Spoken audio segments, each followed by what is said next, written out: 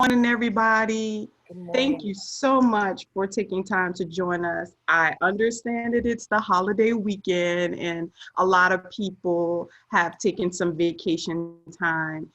Dawn will not be joining us this morning as well. So it's just Julia and I at the helm today. So thank you for joining. And I'm just going to, Julia, I can share my screen, right? Okay, I'm going to open up the agenda. Let me see if it comes up good. All right, here we go. So I'll just go through the agenda and then we can go through and talk about some of the resources that I shared on here, and then we'll get to our roundtable discussion. Lots going on as usual during this pandemic. So the first link that I shared with you is about the First Lady, Pamela Northam. For the last 2 years, this would be the third year, she always goes on a tour to Southwest Virginia and other parts of Virginia. And starting this week on Monday, she started in Region 7. So she's making socially distant or virtual visits to childcare classrooms, to family day homes, Head Start programs, elementary schools, and other providers in the Commonwealth. She's just trying to check in, highlight the importance of school readiness, and talk about the need to expand the access to quality learning. For myself, it's important. Pamela Northam gave a big push for the unification of the early childhood systems, which resulted in the Head Start Collaboration Office and other quality team members to transition from the Virginia Department of Social Services over to the Virginia Department of Education. She was a huge proponent of that. And so this school year is very unusual, as you heard Julia and I discussing the ins and the outs of the planning and mitigation strategies that have to be in place during this pandemic. So she wants to lend her support there. So next on the agenda, I have,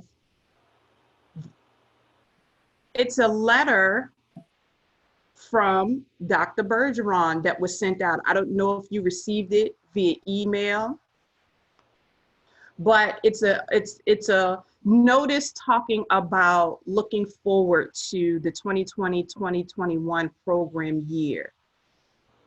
We've been dealing with a lot of public health emergencies at this time, and programs have stepped up to continue to provide services for the children and families since initial closures in March during the spring.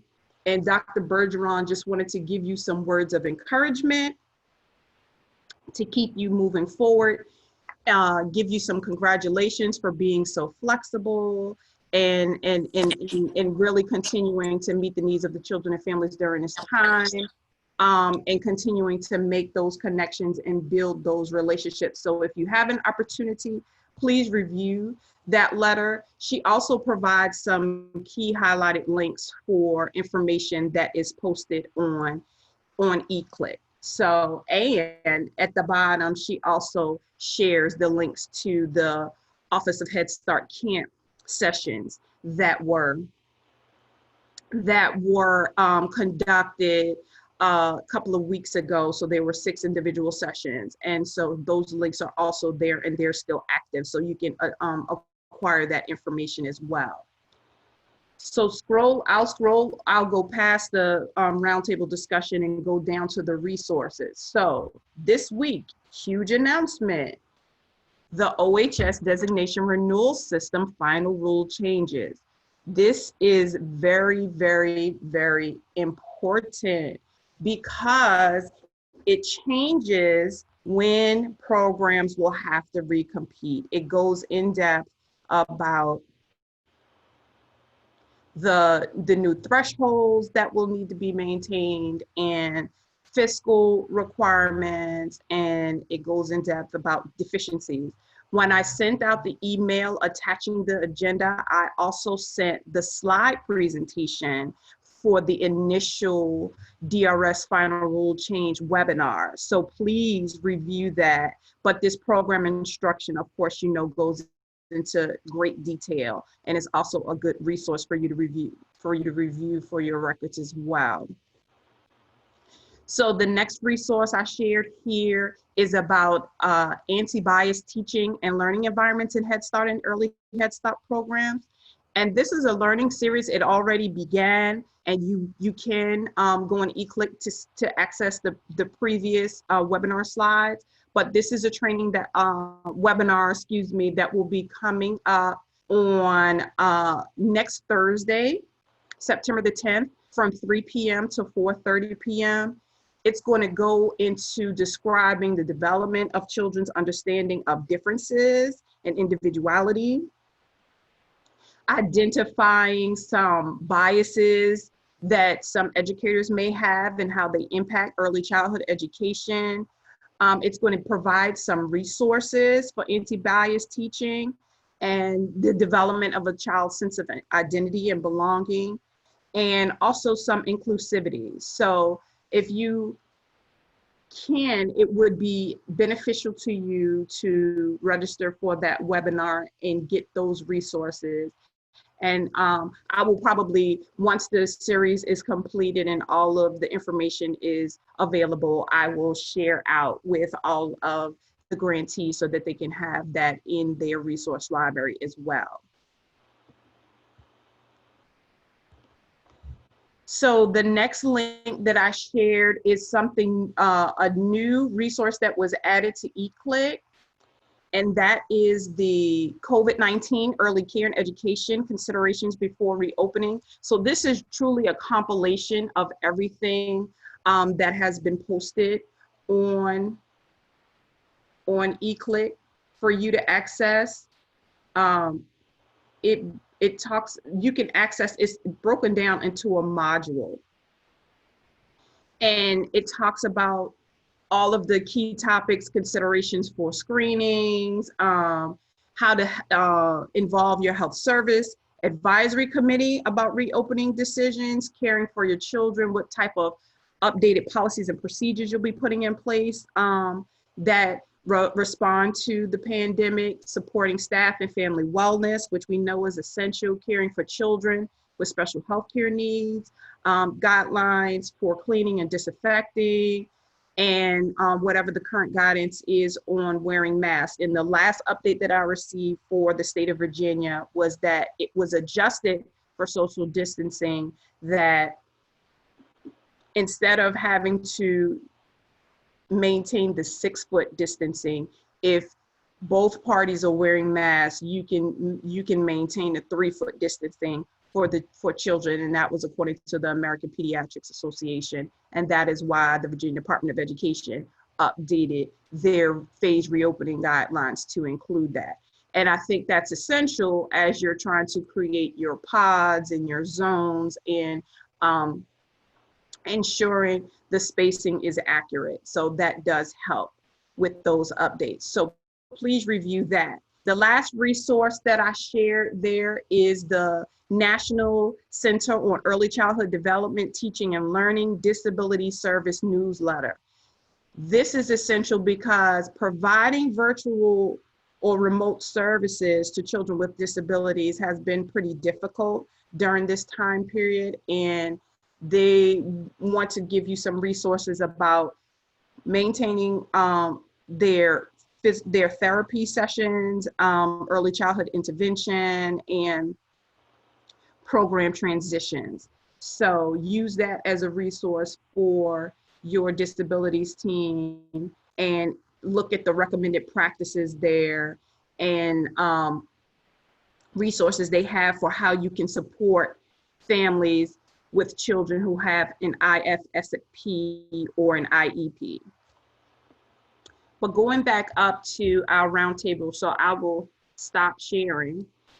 And what I will do is I will put up the slides from the DRS final renewal changes from the webinar the other day. So let me stop this share and I will see if I can share my slides, which I don't see. Okay, let me see, let me go. Where is that? Let me go down, close that out. You want me to do it? I've got it open. You got the slides open? Bless your heart, Julia, because wait, I think I got it. Let's see if this works. I'll try one more time. There they are. Yay, I'm so proud of myself. I tell you, adjusting to being virtual and the technology, you know, you think you know how to do everything until you have to do it. So, okay. So let's debrief. Let's talk about it. The designation renewal system revisions that the webinar took place this week. And I know that it affects our early Head Start and Head Start programs. So did anybody just want to just share, how do you feel? Are you excited? Are you pleased? Is this helpful?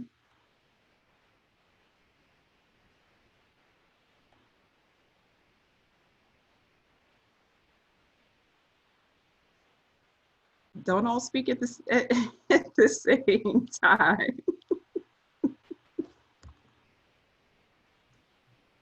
So, okay, so what I'll do is I'll start going through. The webinar folks started to focus on explaining what the actual designation renewal system is and required by Congress. So then they gave you a history of when it began and how the Office of Head Start and Health and Human Services implemented the final rule that was established for the DRS. We know that it's a very stressful situation.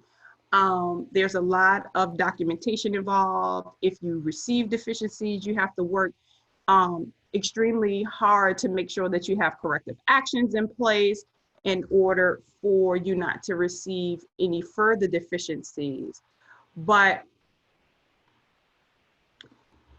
the focus of the DRS final rule is to improve performance in areas that will impact outcomes. So it helps better identify grantees for competition and just reduce some of the red tape, the bureaucracy for inefficient use of resources. It's a checks and balances, and it's there for a reason, but we don't want to be in a position where our focus is solely on the federal performance standards and guidelines that we can't provide positive experiences for children and families. We don't want to overlook that because that is why Head Start was implemented. So this is long time coming. Nobody knew that this was on the pike, so we immediately jumped on once the webinar became available and they made that determination. So these are the conditions requiring competition. These are the 7, and 3 of the 7 are the ones that have been updated or changed in order for you to have to recompete for your current grant. So there was a lot of information jam-packed in this webinar. They answered a lot of questions, and they even had another session yesterday just to reiterate some of the information that was shared in this initial webinar. They really went through and answered the questions that were sent out during this first webinar to give you a fuller picture. But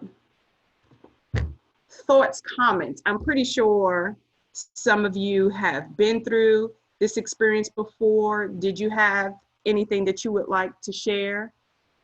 Thank you and welcome for those that have joined us after we already began. If I didn't say welcome, to you initially.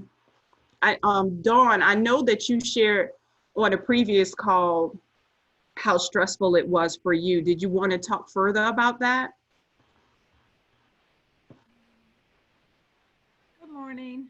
Good morning. So it is very stressful because it just takes so much time. Now I am a very, very, very small program. There's very few of us having to write it. Um, we did get some help from the school division. Did you want to talk about the process, or did you want more to talk about some of the new things that they put in? I'm sorry. You can talk about your experience, being that you had to follow the previous guidelines in order to recompete. You could talk about your process. You could tell us anything that you feel would be important to share. So it just giving yourself the time is really hard to do. It's usually due in November, and then if you're starting up a program, you're trying to get all of that going. It really took a lot of time. The questions are a little different than we pulled from our baseline grant the best we could, but some of the questions don't match, so you couldn't really do a cut and paste from everything. So you really have to give yourself lots of time.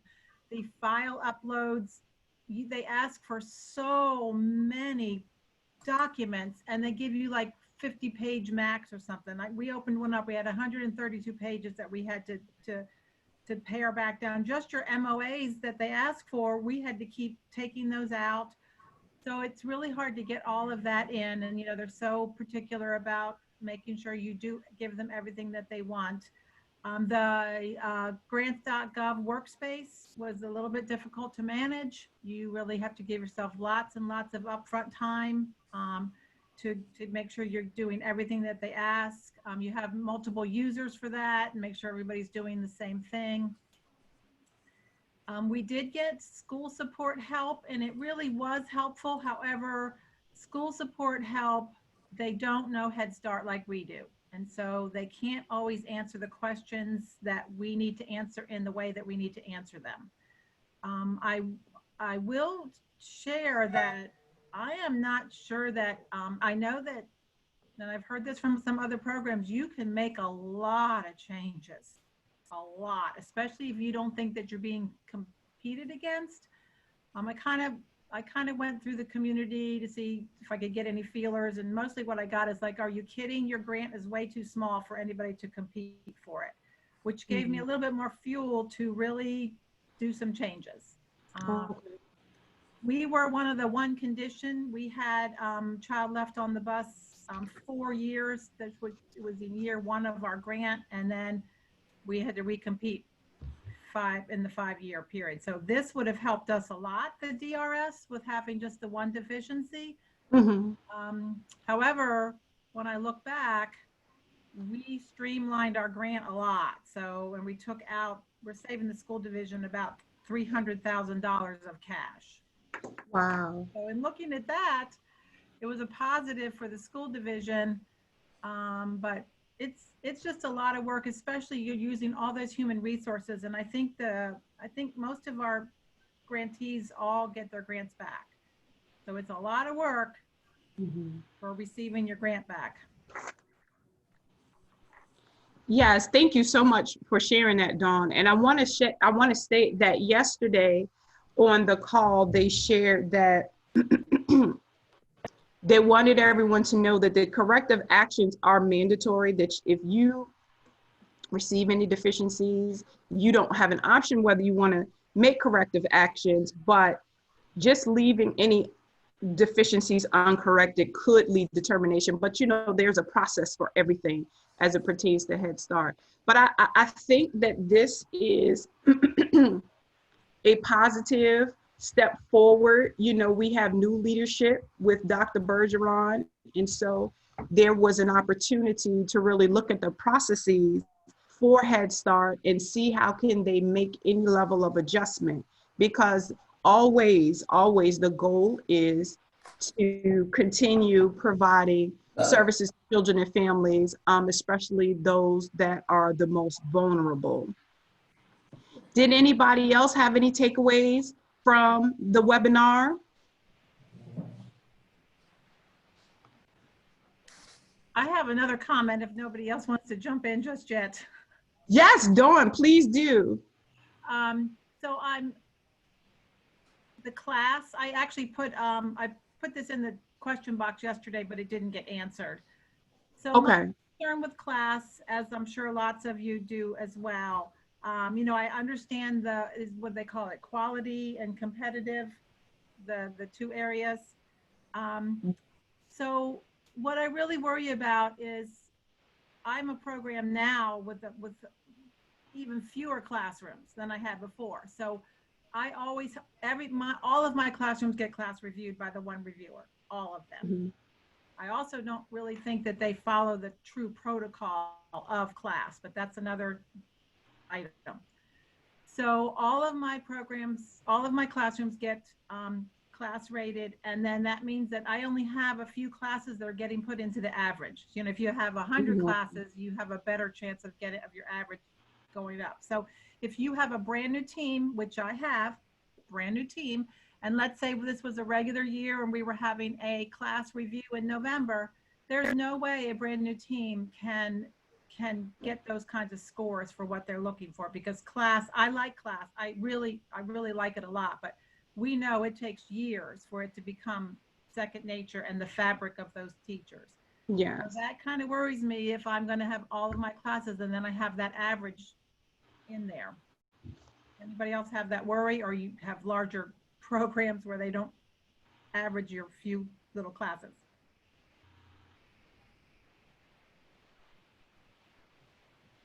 So I will say this, Dawn, I don't have an answer for you for that, but the next session that's scheduled, the last part of this webinar series will be just specifically about the class thresholds. And so that's a possibility for them to answer that particular question for you. Yeah, and I don't know if there's ever going to be an answer, because it's just the nature of having a small program that they're going to average up all of my classes. Yes, just another opportunity. Maybe we can pose that question and get some feedback for it to be helpful to you. But I understand smaller programs have different concerns, whereas a larger program, they can just take a percentage of their classes as opposed to every single class that you have to address. Amanda, I saw you came off mute. Did you have anything you needed to share?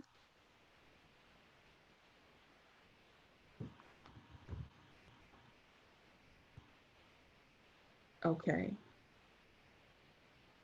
So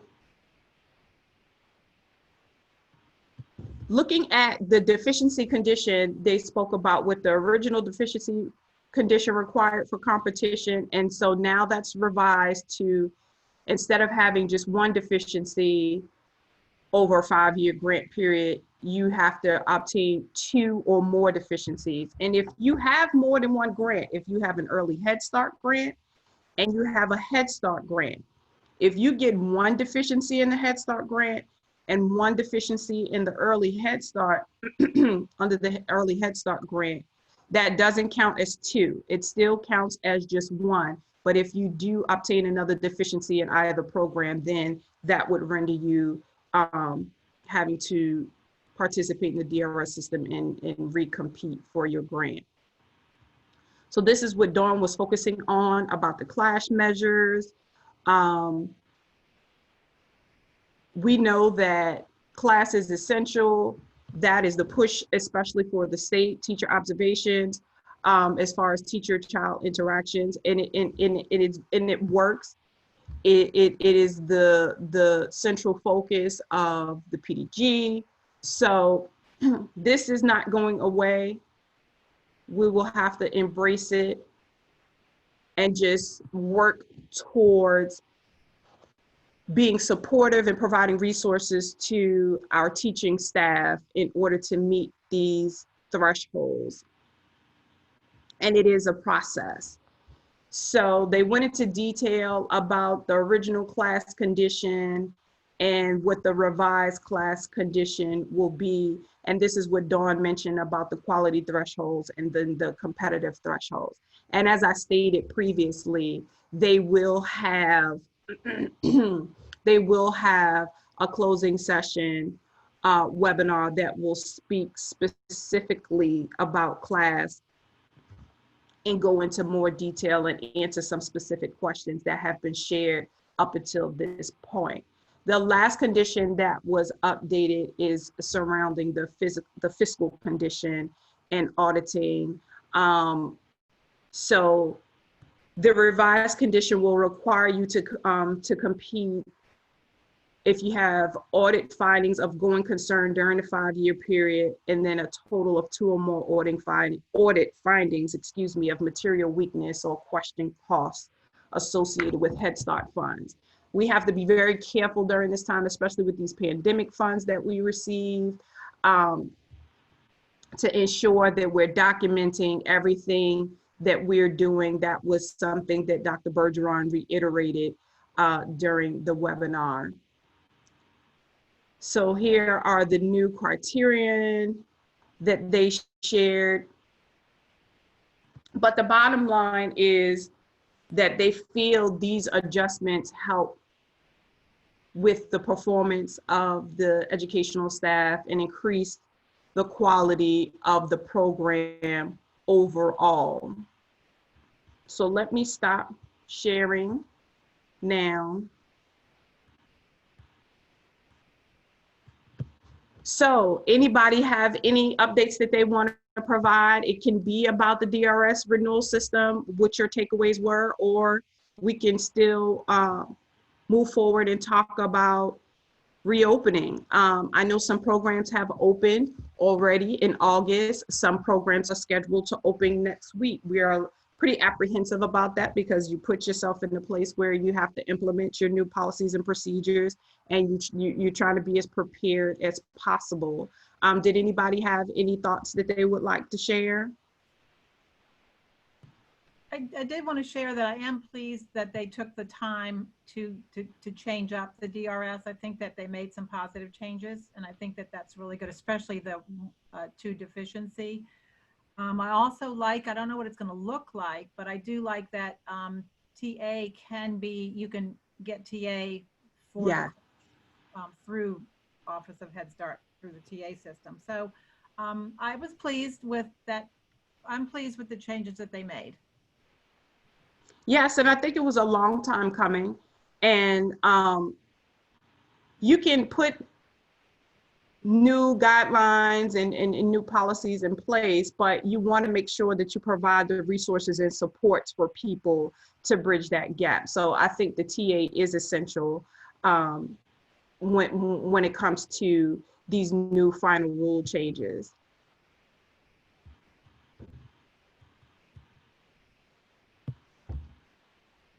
So I know that with with reopening, some adjustments may have to be made for certain programs. I know that when I reviewed the Google Sheet, some programs might have originally thought that they can do some level of in-person services, and they had to switch up to virtual or hybrid.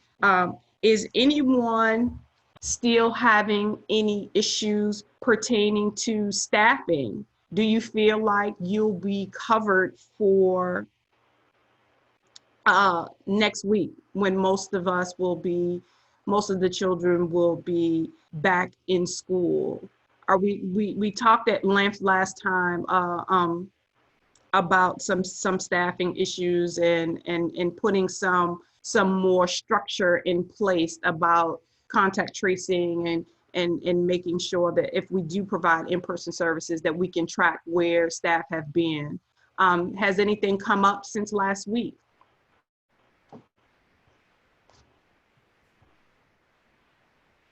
I have a question for the providers that are already have children in. When you have rest time, children are not wearing masks, and then teachers that have to wake them up they're having to just really get down close to the children to help wake them up, and how are you managing that?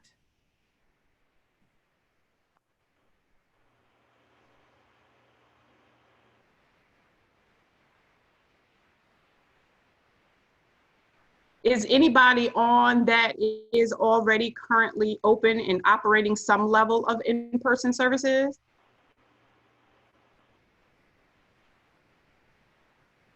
Hi, this is Loretta Miller.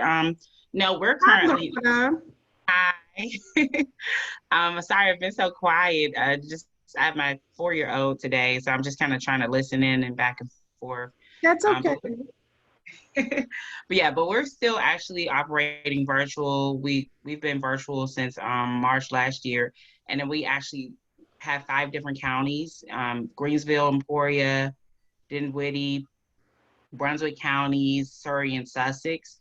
And so actually all of our counties are still going to operate virtually for the first 9 weeks at least.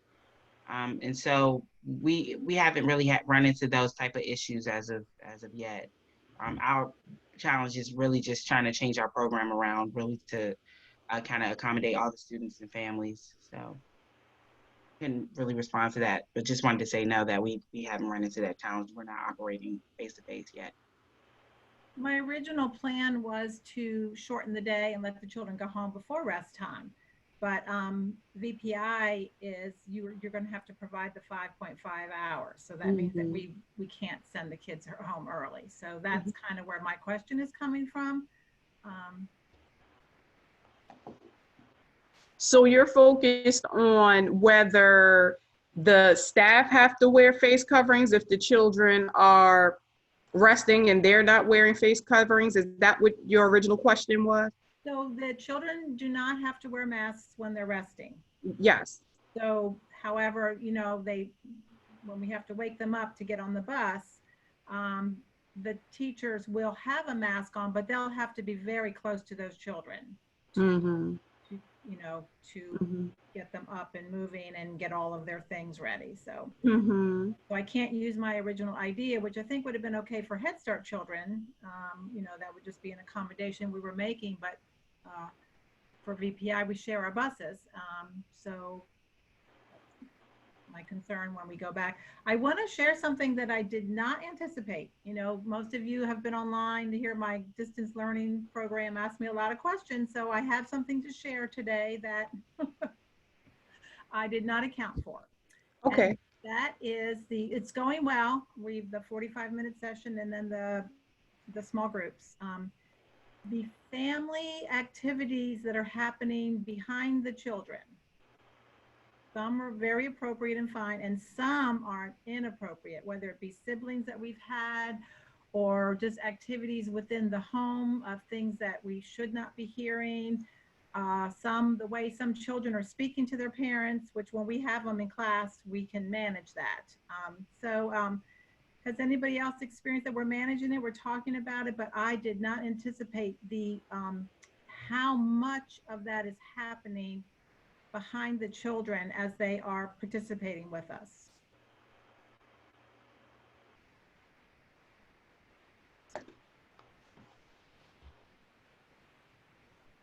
We have, some cursing and some just inappropriate stuff and people walking around, and I know it is their homes, and we certainly have to be understanding for a lot of it, but I didn't anticipate how much of it there is. And this is where they live, and we know that, but now we're seeing it, and others are seeing it as well.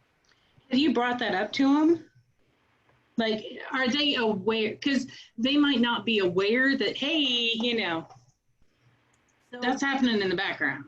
Right. And it just kind of occurred sort of this week because we really are up and running and started. And so we have not talked to parents yet because we're kind of talking among teachers. How much is it happening? Exactly what is happening? But yes, we will individually talk to parents, but I wanted to know if anybody else, I'm sharing because it's something that I absolutely did not plan for. Did you consider, Dawn, maybe having some virtual or remote learning etiquette that you guys put together? And it's not so invasive that you're saying, okay, in your house, you can't do this, but in and around the laptop or tablet in view, these things can occur. That might be helpful, and get them to sign off on it, because if you do, then they can't say they weren't aware. And then maybe have the family service staff, if it persists and continues, then have your family service staff, follow up with those families individually. But you might want to put something together on paper. Like I said, nobody anticipated a lot of this. And so you're just really delving in this week, trying to see how things are going, but you're noticing that this is occurring. So I think that would be helpful. So we made a whole parent responsibilities for distance learning that they signed, like a little parent contract. Okay. But it wasn't on there. Really? Well, I didn't anticipate it. Okay, no, I thought that you were saying you already had it in place. And okay. No, but we already have a contract that they came in, and we talked to them, and we did the open house. Yes. And the teachers met the children. They talked about what it was going to look like, helping them, how to get on. All of that happened, and they had to sign a contract. Okay. In the written contract, we did not add in some of the pieces that you're guiding me through right now in that etiquette, dynamics, or where they're placing that. So we just didn't write it in that contract. Absolutely, we're going to rewrite that. But I was just wondering if other people are experiencing that. It just caught me off guard, the extent of it. I mean, they're like, the one little girl, she's as cute as can be, but she's like hollering, "I want my taco, and I want it now." And just, Dad is in the kitchen. And see, that I believe is one of the things when you talk about virtual and remote learning, that people don't know what day-to-day is in some of the homes. And so this is a level of exposure, and you want to have the cameras on so that the teachers can see the children and interact and communicate with them. But I do think, so make it like some type of addendum to what they already signed, just some further etiquette. Things are going to continue to come up, and you may have to be flexible and adjust as we're walking through this, because this, like you said, that was the first week, and maybe next month you may have to revisit something, but I think that might be helpful to you. And I think we'll definitely, our first step, we'll have the teacher just make that personal call to the family. Yes. Because I really trust the teachers to be able to make that communication, and because they may not realize that all that's happening. But yes, but I just wanted to share and see if anybody else, if they have noticed it yet. Because I'm telling you, I just didn't anticipate it as to the extent that it's happening. Some of it's funny, and then we have the 3-year-old, the one that for us, we just serve 4s. And then we have the little 3-year-old, she's just going to turn 4 the end of September. She has yet to come out from her mother's arms. They have never seen her face yet. I mean, it's so sweet. We have a parent that's there helping this child online the entire time, but they have yet to see the child's face because she's tucked up under her mother's arm. So you have that delightful, like, oh my gosh, that love and all of that, as opposed to cursing. We've also had a couple siblings just get in the chat box and say something to the teachers like, "I don't like distance learning." The older siblings. Yeah, we have a nice comfort level going on. Yes, yes. So a lot positive and some that could be corrected. Okay, I just wanted to see if anybody else had felt that yet. All righty. No, good morning. My name is Angela, and I'm from Tri-County Head Start program. And good morning, Angela. Good morning. We did our open house and our parent orientation live. We did that live, but what we're looking at as far as our instructional virtual learning, we are recording that and putting it on our website and our Facebook page. This way, the families can access these videos 1 or more times a day. Families that work in the mornings, they can access the classroom in the evenings and vice versa. So right now we're not anticipating that problem because of the fact that it's recorded and it will be on our web page and our Facebook page. So that way children can access that, parents can access it, morning or afternoon. So we won't have that feedback, because we did have some feedback when we had our orientation and our parent orientation, parent open house. You could hear that background noise and see different things. But I feel that this is going to keep our teachers, our teaching staff focused on the activities and what they're doing. And we're using creativity in, as we instruct, calling out those names of the children that's in our class. What do you think about this, Johnny? I see you, Susie. That kind of thing, to make them feel a part of the class without having all of that background interruptions. So that's what we're looking at for the first few weeks of school. We're going to see how that goes as far as our virtual, but our kids will be in class learning on Tuesday. So we've been working hard, nervous, excited, all of the above. But we're looking forward to receiving the children into our program on Tuesday, and our virtuals will be, we'll do that Monday. The kids will be in class Monday through Thursday, and virtual learning on Friday. But like I say, we will be doing those recordings so parents can access these lessons all week. So we're excited and nervous. So fingers crossed, toes crossed, crosses around our necks, all of the above. So I'm excited about it. So we'll see. And just like I told my staff, in any, corona or no corona, the first 3 weeks of school is crazy anyway. Mm-hmm. So we will expect some hiccups, but we're ready to challenge, to be challenged and to overcome those hiccups as they occur. Just wanted to share that. Thank you so much, Angela, for sharing that. And we know each program, your decision about how you will implement your services is based on your locality. So that is a good option if you're providing some virtual or remote learning services, that it could be taped so that you can control some of the live entertainment that may be occurring. But we know we're all working through this in different ways. So thank you for your excitement and trying to rejuvenate your staff to walk through this new process. It's not going to be until maybe the end of September where you probably can catch your stride and say, okay, I have a handle on this. We didn't anticipate some things and had to make some adjustments. We thought about this carefully and we're on top of it. So it's fully a process.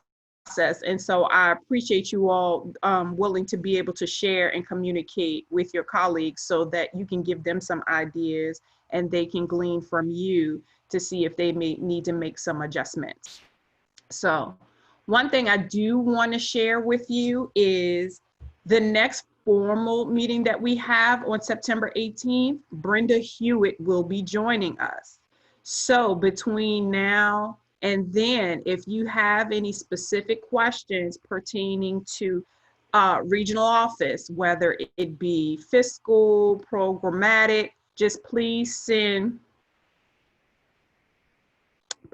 those questions to either myself or Dawn, and that will be helpful for us to compile some information so that she can be prepared.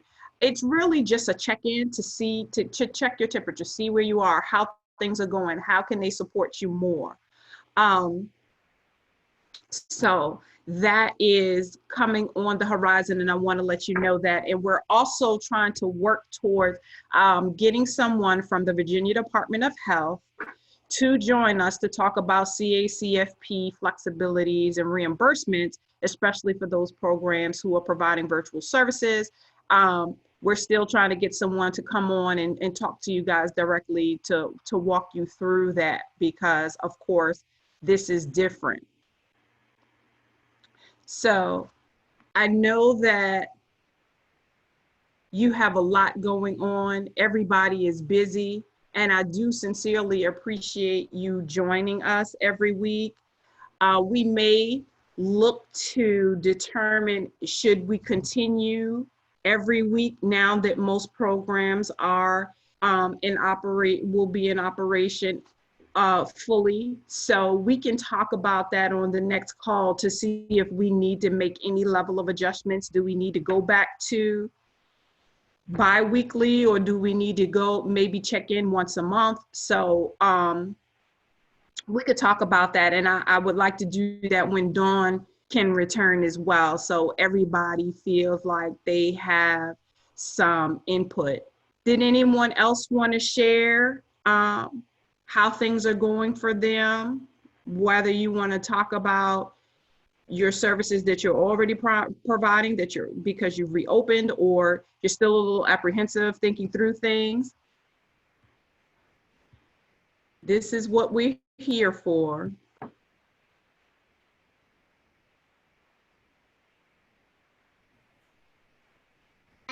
I just want to say I appreciate you guys so much. Thank you. Well, that's very nice, Loretta. Thank you so much for saying that. This, even though it came out and was created because of the pandemic, you know, we see that communication is essential, and everybody needs to have a space. So this is your forum. This is for you to share, debrief. This is for you to ask questions, for you to vent if need be. You know, this is that space. It's a no judgment zone. And so Dawn and I were very clear from the very beginning that we felt this was a space that was lacking for you, that we wanted to make sure that you had, especially during this time, because things are changing so quickly. So I appreciate you saying that. And that's why I wanted to be guided by you as to how often you want to meet, how often you want to interact. And I want to make sure that I connect you with the appropriate resources as they come in, and you'll always have access to that. So thank you. So any last minute thoughts? I see that it is 10:54. I know some people had to jump off. They had other commitments, and it was a small group today, which we anticipated. It's a holiday weekend, and everybody wants to get started just a little bit early on the weekend, which is great if you have plans.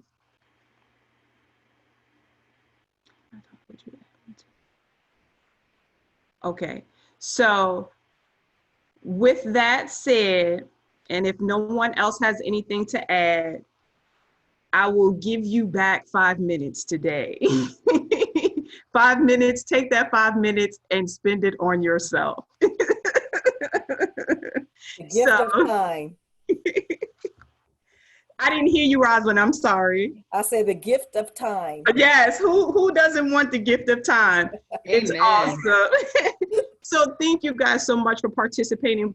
If you have any further questions, feel free to contact me, feel free to contact Dawn, and we will respond to you. Please start thinking about any specific questions you may have for Brenda Hewitt, so that we can compile those and give those to her ahead of time. Oh, Loretta brought a friend. Oh, he's cute. Hey, handsome. He got shy. He was saying bye this whole time. Oh, bless his heart. Bye, sweetie. So you all have a great weekend. Thank you again.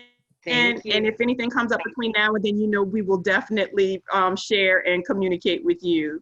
Enjoy, everybody. Bye, friend. What's his name, Loretta? Want to say your name? What's your name? Jacob. Jacob. Well, it's nice to meet you, Jacob. Nice to meet you too. All right. Take care, everybody. Have a good weekend. Okay, Yes, bye, you everybody. as well. Thank you.